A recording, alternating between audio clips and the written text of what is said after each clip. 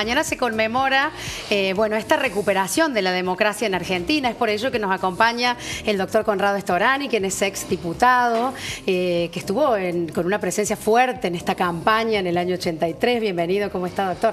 Bueno, muchas gracias por invitarme y para mí es un orgullo poder hablar de esa etapa. Claro que sí, también nos acompaña nuestro querido periodista Pablo Callejón. Muy buenos días, Iván, el saludo para el doctor, claro que es sí. Una referencia de lo que han sido estos años de democracia, por su participación activa en aquel momento histórico. Las imágenes refieren además a un Alfonsín muy seductor políticamente, claro, que fue capaz de movilizar políticamente al país después de lo que fue la noche más larga de la dictadura.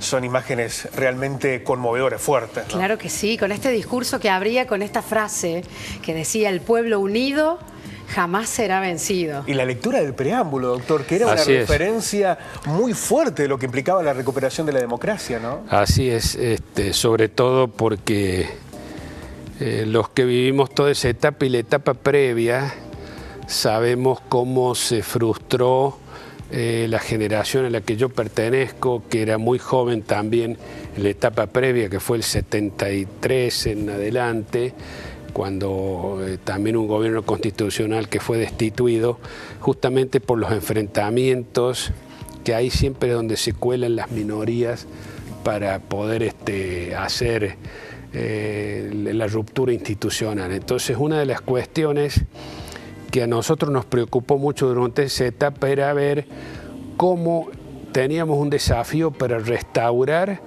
no solamente la democracia como una entelequia, sino las instituciones republicanas para que funcionaran. Claro. Y ese era un desafío no menor, porque después de la dictadura, que todos sabemos lo que significó, no solamente por el genocidio que produjo, que eso es lo más notorio, digamos, que dejó como saldo negativo, pero hubo otras cosas, fueron las prácticas corruptas en otro aspecto de las instituciones. No había división de poderes, o era una entelequia eso. Acuérdese que había un sistema legislativo que le llamaban Comisión de Asesoramiento Legislativo CAL, era una risa. Claro. Tuvieron que reconstruir institucionalmente el país, los municipios, las provincias, aquí en Río Cuarto también, ¿no? En todos lados. Volver casi con la matriz de la matriz, el Poder Judicial ni hablemos. Entonces, a mí que me tocó personalmente, como a muchos otros de aquel entonces, tener que asumir defensas de gente que estaba perseguida por la última etapa también del gobierno constitucional que se fue, donde empezó a funcionar la AAA, que era una degeneración de ese mismo sistema, y luego la dictadura militar. Sabemos lo difícil que era asumir ese tipo de compromisos, porque estaban las amenazas, las apretadas. La gente tenía miedo. Tenía miedo, mucho miedo. Yo quiero preguntar, bueno, para los que han vivido yo me acuerdo que no se podía salir sin documento. Claro.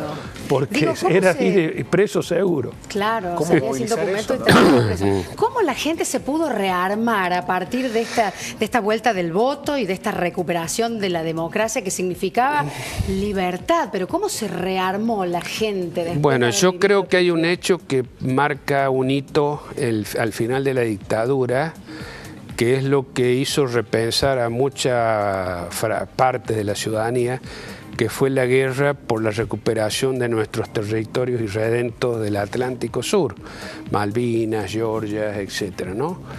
Donde con un pésimo criterio geopolítico y de política internacional, las Fuerzas Armadas intentan retomar por la fuerza territorio que es nuestro sin ninguna duda, pero creyendo que iban a tener, por los servicios que habían prestado como serviles de la potencia hegemónica del área, la anuencia justamente de allí. No la tuvieron, obviamente, porque la OTAN prefirió, como es lógico, tener la alianza con uno de sus socios principales, que era Gran Bretaña. Pero esa derrota que fue era bélica, cantada, pero fue política, terminó con la dictadura. Terminó con la dictadura. Por eso digo, yo siempre margino... Alfonsín, ¿no? Para que... Bueno, Alfonsín fue uno de los pocos que advirtió ese hecho. Claro. Durante el proceso beligerante, ¿no es cierto? Y siempre salvamos porque nosotros dijimos, dejábamos a salvo la valentía, el desinterés y la entrega que tuvieron nuestros soldados, nuestros oficiales, que dieron su vida, su integridad física y se sacrificaron en ese conflicto, en desventaja total. Pero eso posibilitó que se diera luego el paso a la democracia, porque la derrota de la dictadura fue total a partir de ahí. Claro, ya no tenían más salida. No había frente en el que no fueran derrotados. Pueblo, claro. Habían sido derrotados internamente. En los días previos al conflicto ya había movilizaciones populares importantes, luego vino esta derrota y bueno, no tuvieron más remedio que empezar a buscar la salida institucional. A raíz de eso fue que empezó de nuevo la intentona, muchas otras veces efectuada por parte de este tipo de instituciones cuando están en retirada, de sacralizar una especie de amnistía de antemano, donde nosotros fuimos muy claros, fuimos los únicos que fuimos muy claros. No vamos a aceptar ningún tipo de amnistía, es más, Alfonsín lo anunció previamente en su campaña de que iba a crear la Comisión Nacional de Desaparición de Personas, que iba a investigar los hechos que estuvieran aberrantes en este aspecto durante la dictadura se hubieran aplicado. Un episodio que habla muy bien del doctor Storani y de su participación política es que además él se opuso a las leyes de obediencia debida y punto final, lo que habla de, a pesar de la misma pertenencia política, haber defendido un principio que hoy se lo revalorizan históricamente, doctor, imagino. Bueno, ¿no? Muchas gracias. De todas maneras, para mí fue muy duro tener que estar en una posición distinta.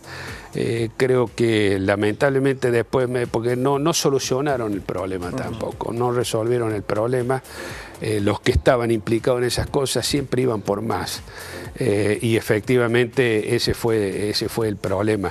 Pero volviendo a la cuestión, nosotros cuando hicimos esa campaña, yo era en ese entonces presidente del Comité Departamental de la Unión Cívica Radical, pero tuve que ayudar a reorganizar la UCR. Había varios años que no había partidos, estaban prohibidos. Entonces, es más, fui a San Luis a ayudar también a la reorganización, como era una provincia vecina, y todo el sur de la provincia colaboré con los amigos y demás. Y el doctor Abella, con el cual hacíamos un equipo en ese entonces, él era un hombre que tenía mucha impronta y mucho carisma aquí en la ciudad. Bueno, un poco la misión de él fue ver cómo se instalaba bien en la ciudad de Río Cuarto. Él era presidente del comité de acá de la ciudad de Río Cuarto y bueno, y empezó a hacer una campaña también muy pero de mucho trabajo en los barrios de la ciudad, en todos lados, y obviamente dio sus frutos cuando terminó siendo intendente. Así una buena oportunidad de desandar la historia a partir de esta fecha, de esta conmemoración, nada más y nada menos que la vuelta del voto, ¿no? La vuelta de la democracia. Bueno, nuestro periodista Pablo tiene mucho para decir de lo que significa el trabajo periodístico en este momento a partir de la democracia. Sí, el tiempo es corto, pero es sobre todo un episodio, el del 30 de octubre del 83, que implica mucho más que la recuperación de la democracia. Claro. Era la posibilidad de terminar con una etapa que había comenzado en el 30 y que tuvo el episodio más sangriento en el 76 con el último golpe militar, que implicó la devastación de estructuras económicas, industriales, sociales, educativas, que en esos golpes de Estado se desmoronaron proyectos de país. Los de Perón, los de Irigoyen, los de Balbín, los de Ilia, absolutamente. Y Alfonsín fue una oportunidad maravillosa que nos permitió, a partir de esa instancia, saber madurar lo que implica la democracia, y afortunadamente hoy ya no es patrimonio de un partido político o de una figura política, es de todos. Claro que sí, la democracia es de todos.